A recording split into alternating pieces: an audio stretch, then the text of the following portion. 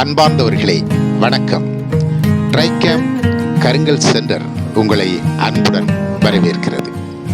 இதோ நீங்கள் பார்த்து கொண்டிருக்கிற இந்த அழகான தெரப்பி சென்டர் ட்ரைகேம் கருங்கலில் அமைந்திருக்கிற அற்புதமான சென்டர். இங்கு வந்து தெரப்பி எடுக்கிற ஒவ்வொரு அம்மா அப்பாக்களையும் நீங்கள் பார்க்கிறீர்கள்.